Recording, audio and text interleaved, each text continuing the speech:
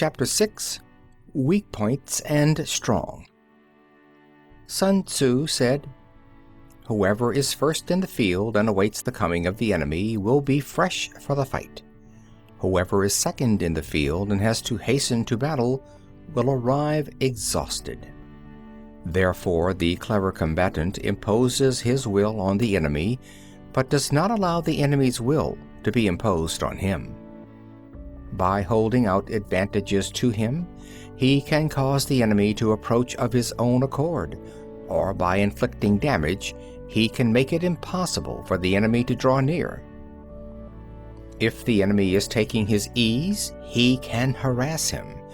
If he is well supplied with food, he can starve him out. If quietly encamped, he can force him to move. Appear at points which the enemy must hasten to defend. March swiftly to places where you are not expected. An army may march great distances without distress if it marches through country where the enemy is not. You can be sure of succeeding in your attacks if you only attack places which are undefended. You can ensure the safety of your defense if you only hold positions that cannot be attacked. Hence, that general is skillful in attack whose opponent does not know what to defend, and he is skillful in defense whose opponent does not know what to attack.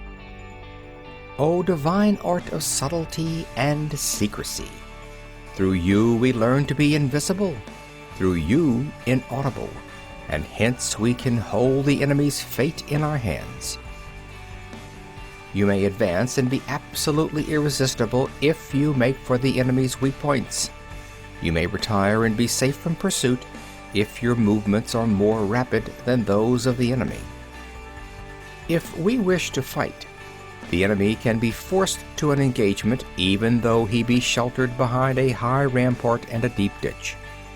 All we need do is attack some other place that he will be obliged to relieve.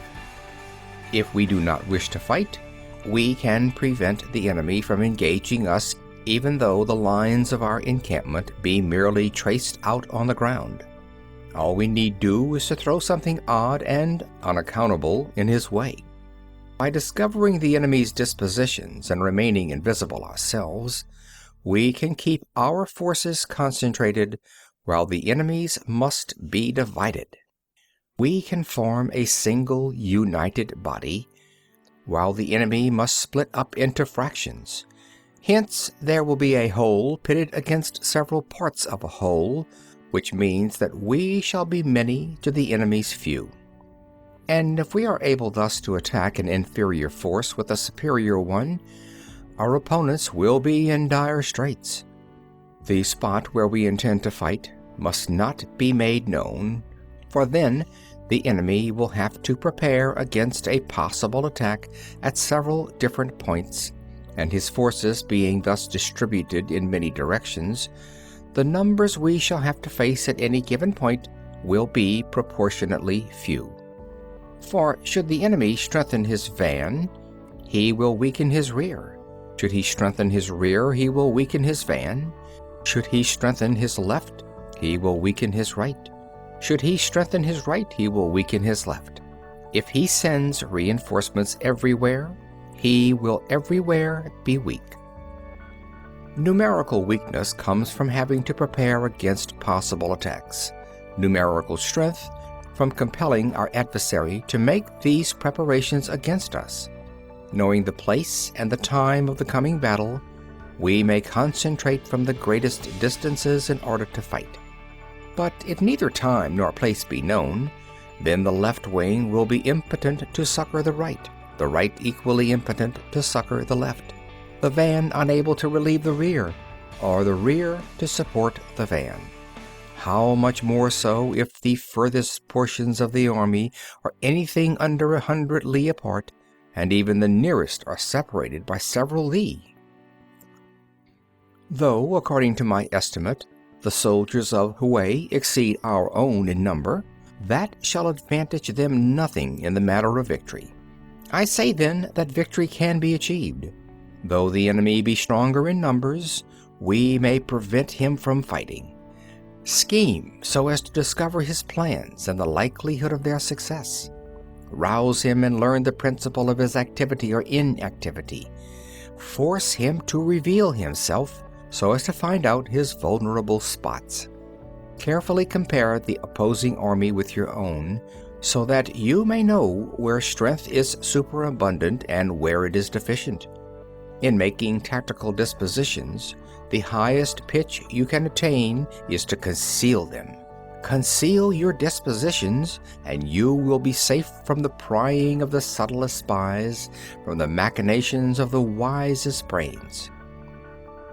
How victory may be produced for them out of the enemy's own tactics, that is what the multitude cannot comprehend. All men can see the tactics whereby I conquer, but what none can see is the strategy out of which victory is evolved. Do not repeat the tactics which have gained you one victory, but let your methods be regulated by the infinite variety of circumstances. Military tactics are like unto water, for water in its natural course runs away from high places and hastens downwards.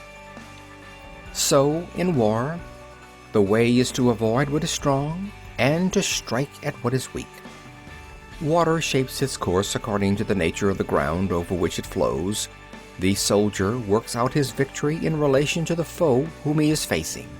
Therefore, just as water retains no constant shape, so in warfare there are no constant conditions. He who can modify his tactics in relation to his opponent and thereby succeed in winning may be called a heaven-born captain. The 5 elements, water, fire, wood, metal, earth, are not always equally predominant. The 4 seasons make way for each in turn. There are short days and long. The moon has its periods of waning and waxing. End of chapter 6.